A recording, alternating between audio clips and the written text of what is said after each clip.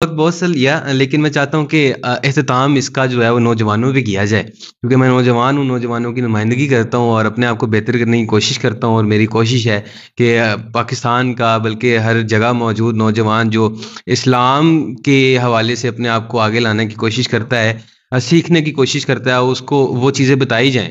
Doctor صاحب کے جو آج کا نوجوان ہے وہ اسلام سے دور ہوتا نظر آ رہا ہے، یا اسلام کے دائرے میں رہتے ہوئے اس کو وہ چیزیں نہیں معلوم ہو پا رہی ہیں جو کہ اسلام کا جو ادب ہے وہ اس کو کس طرح سے پہنچایا جا سکتا ہے۔ میں اس میں تھوڑی سی اگر ایڈیشن کرنا چاہوں کہ ہمارا جو معاشرہ ہے وہ ایتھیکلی یہ چیزیں بھول گیا کہ ہمیں جو چیزیں ہمارے بزرگوں نے بتائی تھیں اس کو کس طرح سے جو ہے وہ آگے لے کر جانا چاہیے تھا۔ تو اس حوالے سے کائنڈلی بتائیے گا اور پھر ہم اس پوڈ کاسٹ کا اختتام کرتے ہیں۔ اس میں واقعی آپ جس تشویش کا اظہار کر رہے ہیں وہ ہے تو صحیح جی کہ نوجوان نسل جو ہے وہ اسلام سے کہتے ہیں کہ دور جا رہی ہے، اور سوشل میڈیا کا بڑا اس میں ایک رول آ گیا ہے۔ ایگزیکٹلی، اس سے پہلے شاید اتنا نہیں تھا، لیکن اب سوشل میڈیا پہ رتب و یابس چیزیں جو ہیں وہ آ رہی ہیں، اور ہمارا جو نوجوان ہے اس سے متاثر بھی اسے وہ ہوتا ہے۔ لیکن میں کہوں گا کہ ذرا سے بھی اگر کوشش کی جائے اور جو ماڈل ہے اسلام کا وہ ان کے سامنے رہے، اور وہ جو ذات رسول صلی اللہ علیہ وسلم جو ہے وہ ایسی ذات ہے کہ ان کے خلاف بھی لکھا گیا ہے، ان کے حق میں بھی لکھا گیا ہے، لیکن جتنے نان مسلم نے ان کے جو حق میں لکھا ہے وہ ہمارے نوجوانوں کے سامنے بھی لانے کی ضرورت ہے۔ اور فیشن کے طور پر جو اسلام کے خلاف بات ہم کرتے ہیں اس کو بھی ختم کرنے کی ضرورت ہے، یہ زیادہ ضروری ہے۔ انگریز کے دور میں اصل میں انگریز نے وہ کام کیا کہ ہماری انہوں نے بیس کو برباد کیا ہے، ہماری بنیاد کو انہوں نے برباد کیا ہے۔ صحیح، جو چیزیں اسلام میں قابل احترام تھی نا ان کو انہوں نے ڈیمیج کیا ہے۔ مثلا بڑی اپرنٹ سی بات میں کر لوں گا، شاید لمبا میری بات نہ ہو جائے، کہ یہ شیروانی ہمارے اس دور کے معزز لوگ پہنتے تھے انگریز کے آنے سے پہلے۔ جی، کلاه پگڑی جو تھی یہ ہمارے جو ریاستوں کے نواب اور سردار اقتدار میں بادشاہوں کے پاس اٹھنے بیٹھنے والے تھے وہ پہنتے تھے۔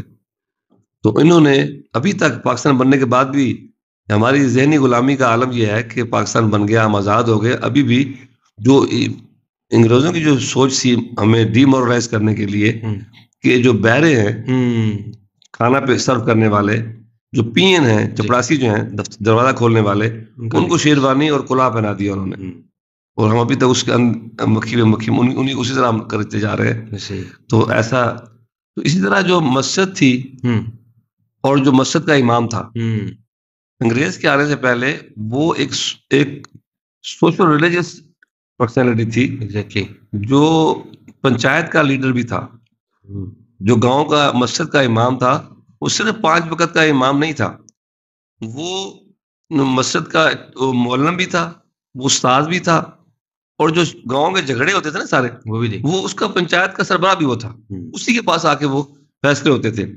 تو ایک سوشل سٹیٹس تھا اس کا، انہوں نے اس کو ملا کے لفظ سے تعبیر کر دی، یہ ملا ہے، ڈیگریڈ کر دیا۔ ان کے آنے سے پہلے مسجدوں کی اپنی جاگیریں تھیں، پراپرٹیز تھیں، اور امام جو تھا وہ اس کا ہاتھ ایسے نہیں تھا مسجد کمیٹی کے سامنے۔ انہوں نے آگے مسجدوں کی پراپرٹی جو اونرشپ ختم کر دی، اور یہ پھر بھی میں کہتا ہوں کہ مسجد کے ملا کی ہمیں احترام کرنا چاہیے کہ یہ وہ ہے جو اس انگریز کے اس غاصبانہ دور میں قال اللہ و قال رسول کی صدا کو اس نے بھوکا رہا۔ مسجد کا مولوی جو ہے اس نے مانگ کے روٹی کھائی گھروں سے، ابھی بھی گاؤں میں دیہاتوں میں چلے جاؤ آپ تو گاؤں والے اس کو روٹی دیتے تھے۔ میرے بچپن میں امام صاحب آ کے گھروں سے کھانا مانگ کے لے کے جاتے تھے، مولوی صاحب جو تھے۔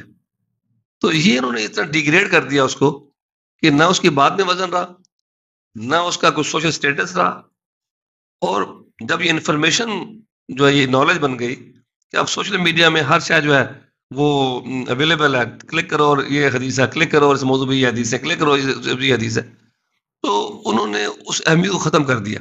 تو نوجوانوں میں فیشن کے طور پر کہ جی ماڈرن کہلانے کے طور پر جو اسلام کی بات کرے گا، اور خاص طور پر میں دیکھتا تھا، اب تو میں اپنے بڑھاپے میں پہنچ گیا، جب ہم کالجوں میں کام کرتے تھے تو لوگ نوجوان جو ہے نا جتنا انگریزی درمیان میں بولے گا سمجھیں گے یہ زیادہ پڑھا لکھا. مجھے بڑی اچھی لگی بات ان کی صاحبزادہ عاصم بہاری صاحب کی کہ انہوں نے بڑا، حالانکہ وہ امریکہ کی یونیورسٹی میں لیکچر دینے جاتے ہیں، پڑھا بھی ہے انہوں نے اور پڑھانے بھی جاتے ہیں. تو انہوں نے کسی نے پوچھا کہ یہ آپ نے اس لیے پہنتے ہیں کہ لوگ اب تو وہی سمجھیں. انہوں نے کہا نہیں، میں اس لیے پہنتا ہوں کہ آپ لوگوں نے سارا جو نالج ہے وہ پینٹ کوٹ ٹائی میں سمجھ لیا ہے، میں کہوں گا اس میں بھی نالج ہو سکتا ہے. صحیح.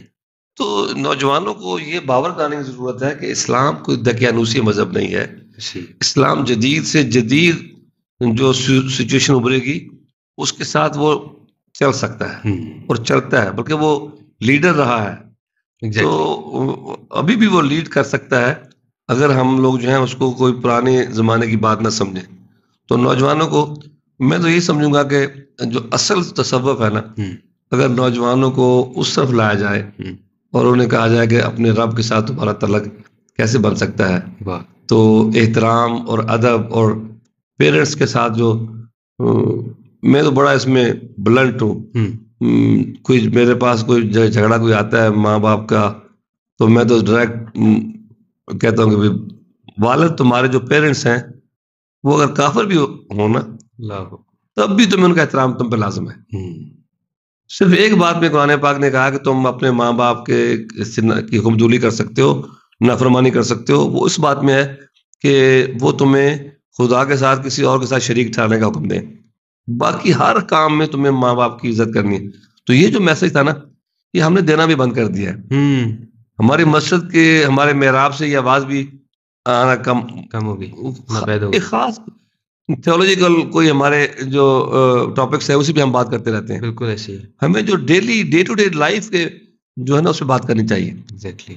یہ سچ بولنے کی کیا اہمیت ہے، انصاف سے بات کرنے کی کیا اہمیت ہے، اس انٹریکشن کی کیا کیا کیا اہمیت ہے، نوجوانوں کے اور بوڑھوں کے انٹریکشن کی کیا نوعیت ہے، اپنے میاں اور بیوی کے تعلقات کی کیا نوعیت ہے، ساس اور بہو کے تعلقات کی کیا نوعیت ہے، بیٹی اور ماں کے تعلقات کی کیا نوعیت ہے.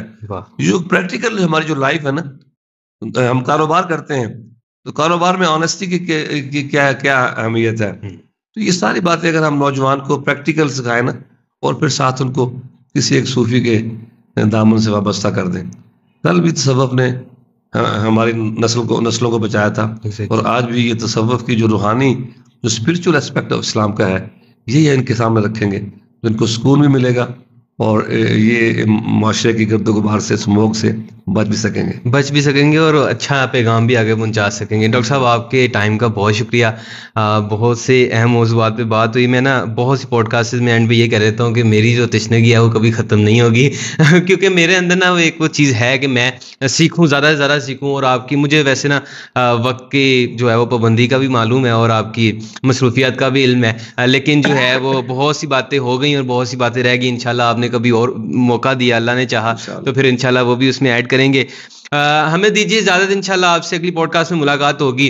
ڈاکٹر صاحب کی شخصیت اتنی وسیع ہے کہ ان کے حوالے سے میں کیا کیا چیزیں ایڈ کروں، آپ کو ان کی گفتگو سن کر ہی مزہ آ گیا ہوگا.